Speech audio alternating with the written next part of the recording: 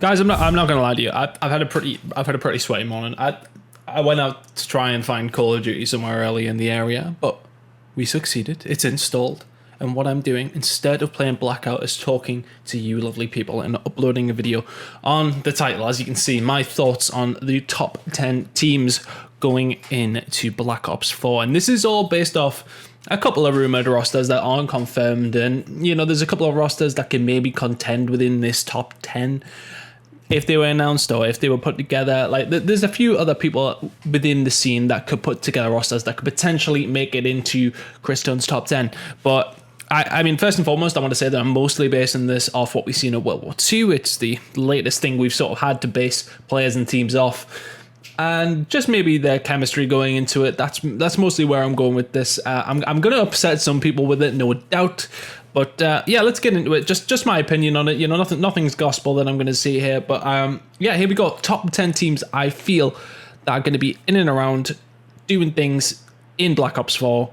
Here we go. Number 10. I'm going to actually go with Mad Cat's team. This team is confirmed, but they don't have a roster as of yet. First and foremost, I think they'll be quite mad at me for this to put them 10th. But I think realistically, a lot of people will look at this and maybe think I'm being a little bit kind. But I think the main thing for me as to why I've got them down in 10th is because as of yet, they haven't got an organization. They haven't got somebody who can potentially get them over to America. If they can get over to America and get practicing, they could definitely move up a couple of spots on my personal list. But practice in Europe is looking pretty slow. We're already seeing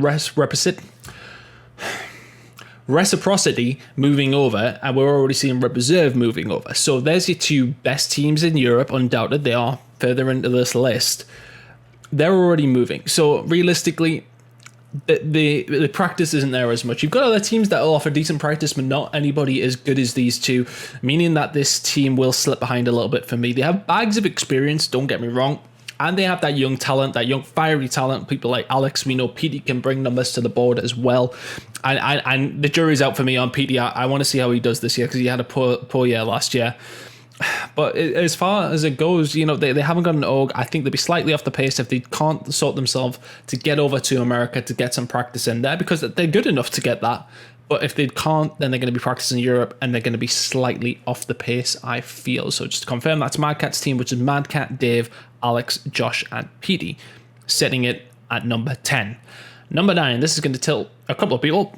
Envy. I think realistically, let's run through the roster. Firstly, it is Hook, Silly, X, Apathy, and Assault. Of course, they are our current world champions, winning World War II champs. Yes, okay, they won it. I know. But the rest of the year from that former Evil Geniuses squad was pretty poor, let's be honest. They didn't have a really good time. Where did they get second? I think it was in Seattle, wasn't it? Where, I mean, they got turned over in the finals, unfortunately for them, but I think realistically, when you look at their year as an overall, it wasn't the best. It wasn't what we were expecting from a team of this caliber. Okay, they add Hook in there, which will definitely help them. We've seen him on an individual level look very, very good in that Envy squad, but Envy never really pulled up any trees last year. They never did what was sort of expected of them. Hook was definitely the star in that team. I just don't know if it's going to be enough to force them forward into like fighting for top 4, fighting for top 2, fighting to win an event. I don't know if they have it in their locker as of yet. I don't think for a second that X is going to let this team rest on its laurels. They've got plenty of experience. They know what they're doing. But as far as a talent standpoint, there's a lot of rosters that look stacked this year. I think Envy are going to struggle just a little bit, but they definitely have the potential. I think that's the thing. The running theme for you will, for you guys here, will be that you will notice that I say every single team has the potential to do very, very well. I think from an on paper aspect, though, this is where we're going with these sort of ratings. Okay, coming in number 8, Splice. Splice is Looney, Jade, Accuracy, Temp, and Aqua. I sort of disputed putting these guys in Envy above each other, or Envy in front of Splice, or Splice in front of Envy. In the end, I'm going to go for Splice just because they have plenty of championships from last year on their roster. As I said, it's Looney, Jade, Accuracy, Temp, and Aqua. Of course, Looney got championships, Accuracy got championships last year. Temp and Aqua struggled on Echo Fox. Jade struggled on Splice. But as far as a team goes, I think this is a really, really big sleeper team. A lot of teams will underestimate this team. They've got notoriously underrated players throughout. Jade, well, okay, he's not really underrated. He's very, very well thought of course. But people like Looney, who's one of the best leaders on the game, he was a big factor in why Rise Nation picked up championships last year. Accuracy for the first 3 months of the game was the best AR in the game. He was phenomenal in World War II. If you can translate that over towards Black Ops 4, they're going to be really, really big. Aqua had a slow year last year, I would say, but typically he's always been a fairly good player. I think he's been stuck in and around that Echo Fox team for a little while now. It'll be nice to see him on something fresh. For me, I think Temp is the one that has to redeem himself in this roster. He had a poor year last year, and I just think that he could be the first casualty in this roster, potentially, if things don't go their way. But for me, this team screams being underrated. They could definitely pull up some trees. They could definitely cause some damage to some good teams if they can work together. I think Jed coming in there with 4 other Americans, I think it should work fine. Marky B will sort them all out. They'll be fine. I think this team will be slept on, but I think they could definitely cause some problems. Okay, what number we're at? We're at number 7. Okay, Methods, Zuma, Priester, Attach, and Replays of FaZe will be my 7th team. I'm actually checking that I've got enough teams here. 1, 2, 3, 4, 5, 6. Yeah. All right, I can count. Anyway, back to FaZe. I think the Methods pickup is a very, very good pickup, but the reason that I have them so low, even though they did win Stage 1 playoffs, of course, other than that, though, they're very similar to what EG did last year. That they did very little. Okay, they had a bit of a better performance than EG throughout the year, but for me, I think that they were inconsistent. They were very, very inconsistent throughout World War II. If they can fix that, again, they're another team that can cause problems to anybody, but on paper, for me now, I think the jury is out. As I said, inconsistent last year. Zinni will maybe fix that a little bit. Methods was a very, very good player last year. The overall respawn KD leader of World War II, actually. So, I mean, that was something that FaZe were really missing, with somebody who could slay very, very well with an AR. We know Methods can do that all day long. From a role standpoint, it does work well because they have a lot of different players that can do different things. So I think they'll be a threat, but I just don't think they have the consistency needed to potentially match up to the final 6 teams that I've got in here. Right, coming in at number 6 is going to be Reciprocity. Said it right again. Shawnee, Wuskins, Zed, Dens, and Tommy. I absolutely love this team. I think the pickup of Dens is a very, very bold one. I think realistically, you look at this roster on paper and they could challenge absolutely anybody. We've seen Unilad's resurgence towards the end of the year, and that had a lot to do with Alex being very, very good as well. But do not underestimate Shawnee. Do not underestimate Wuskins. Do not underestimate Zed. All these guys had their moments throughout the year, especially towards the end of the year, especially in Stage 2 playoffs. Didn't have a great champs, which was disappointing. But for me, you look at this team and it screams potential. I think the one thing that they have to look out for, they have to really give Tommy the reins in this one and let him lead this team. Notoriously, if he can lead a team, they always do very, very well. It's when you have clashes of personalities that these teams don't work. But realistically, I think Tommy has a team here who will listen to him. Not really any big veterans in this squad. Okay, they've been around for a few years, but nobody who's been around as long as Tommy. So I think they should listen to him, work with his experience, and then they have the talent to do it. I think they're dangerous for absolutely anybody left on this list. They're dangerous for a lot of teams. They could definitely cause some problems. My cat is chasing a fly. Are you done? Can we go into number 5? We're going to go into number 5. EUnited on my 5th pick. I know a couple of people question it, but I think for me, there's other teams stronger than them. But okay, let's talk about it. I think I wouldn't have had EUnited as high had they not picked up JCap. They had, again, an inconsistent year, and I think the other pickup in Abizi is a risky one. He has bags of potential, bags of it. But we've seen Pristini have rough times from time to time, of course, last year, throughout World War II. I think if they can fix him, they'll be fine. If they can get the potential of Abizi out, then they will be very, very good. We've got the veterans on that team. We've got Clay, we've got JCap. There's your experience and talent, of course. You've got the absolute enigma, Arcides, who is a sensational player, one of the best in World War II, one of the best Call of Duty players over the past few years, no doubt. As I said, Pristini can struggle at times, but if they get the best out of him, he will be very, very good. And as said, Abizi has all that potential. He's a really, really big grinder as well. He will work very, very hard to make himself be a good player on this team. but the jury is out for him. He never really got any placements. He never really lit up the stage, so to speak. There was flashes of brilliance, but that's all we've seen. I think if we can see him on teams with veterans like Clay and JCap, who can mold him into the player that he could potentially be, he could cause problems. But for now, the jury is out. I'm not 100% sure on Abizi as of yet, but there's time for him. I want to see what he does come Vegas. Let's move into the top 4. And now this is where things get interesting. I'm going to slot LG into this 4th spot. LG, of course, is rumoured, basically confirmed by Ely.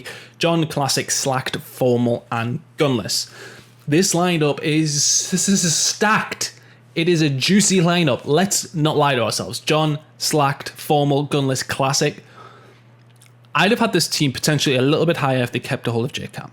That's my only issue with it. Classic last year didn't do any favours for himself. I don't think he had a very good year on that MV squad. That whole MV squad, apart from Hook, their stock dropped a little bit, didn't it? Let's be honest. They didn't have a great year. They had an okay champ. Well, they had a pretty good champs, actually. But I don't think they did anything too special. Classic, if he performs the way he did in Black Ops 3 and in IW, then this is not a bad pickup at all. It's not. But based off last year, so far, I'm not too convinced that this is the right move to make over JCap. I think JCap and that team was the glue that sort of held them together. They've got plenty of experience. They will get through that. That's not a problem. But I just think realistically, Classic isn't as strong as JCap on a few different levels. Outside of that, though, I mean, goddamn, you got John, Formal, and Gunless on the same team. And if Slack can bring the sort of form that we've seen towards the end of the year to the whole of Black Ops 4, then this team is going to be trouble. I think the thing is, for me, the top 4 especially, anyone can beat anyone here. I'm sort of just like, at this point, it was sort of just like close your eyes and pick who you want to put first, because there's so many heavy teams up at the top here. That's it for LG. Let's get to my 3rd spot, OpTic Gaming. I'm sorry. Please don't dislike my video. Like my video, please. I'm sorry, OpTic fans. Greenwall, I do apologize for putting them 3rd, but as I said, this high in the rankings for me is so tight. I've got a couple of reasons why I put them below the other 2 teams, which I'm sure you've already worked out. If Scum, Karma, and Crim cannot fix whatever the problem was in World War II, then they will struggle. Yes, okay, Dashi and TJ are great pickups. TJ had championships under his belts. Dashi, of course, placements-wise, didn't do fantastic, but from a stats point of view and a pure brilliance point of view, he was phenomenal. But Scum, Karma, and Crim were in a team together last year. It didn't work. It really didn't. Let's be honest. You can't really point that towards Methods or Octane or Formal. When they were on that squad, you have to look at that core 3 and say that they didn't work together last year for whatever reason. Did Scump have a bad year in terms of playing the game? Yeah. Karma didn't have a great time. Crim didn't have a great time. But the potential of this roster, if they can click the best way possible, if they can reach their potential, they will be difficult to beat for anybody.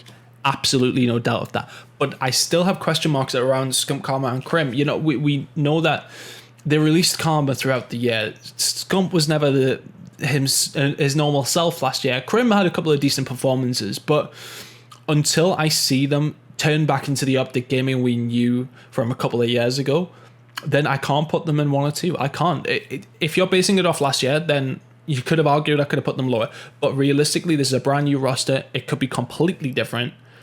I hope it is, because I think having a great OpTic Gaming team is great for the scene. I think if they fulfill their potential, they will walk away with championships next year. Absolutely no doubt.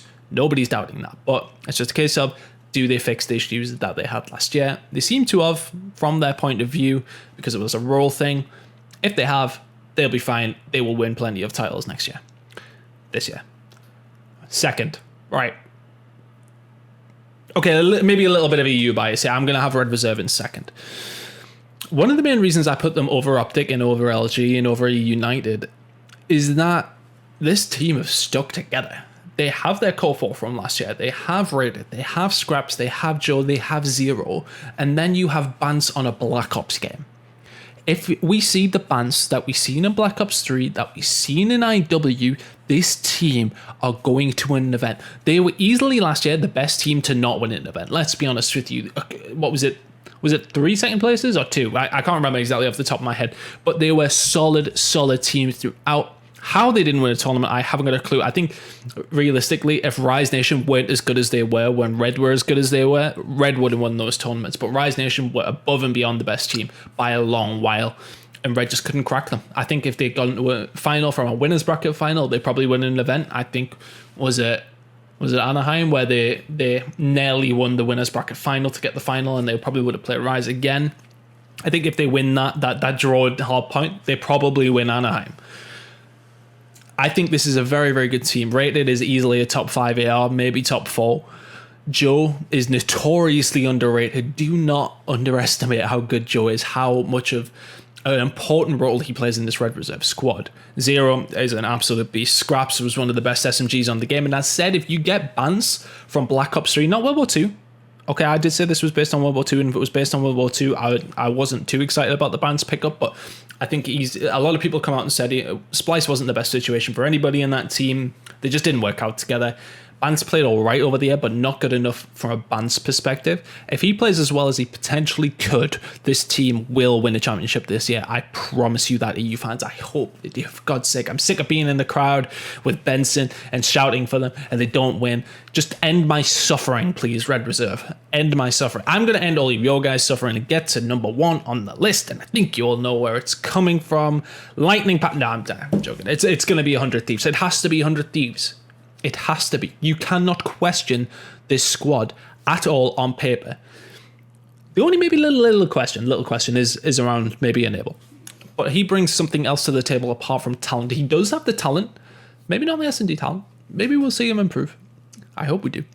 But realistically, the vibes that he will offer and the leadership he will offer in that team are just as important as the talent on this team, which is pretty high. Let's be honest. You got Slasher, second best player on the game for me last year. You've got Kenny, the best player on the game from last year. No doubt.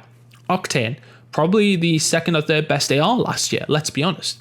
A phenomenal player. Pharaoh, probably the second best S&D player from last year. I think Scump said on Nate's video, Nate's video yesterday that he thought he was the rookie of the year, which you could argue that Kenny was really, but was he really a rookie? Who knows what rookie really means?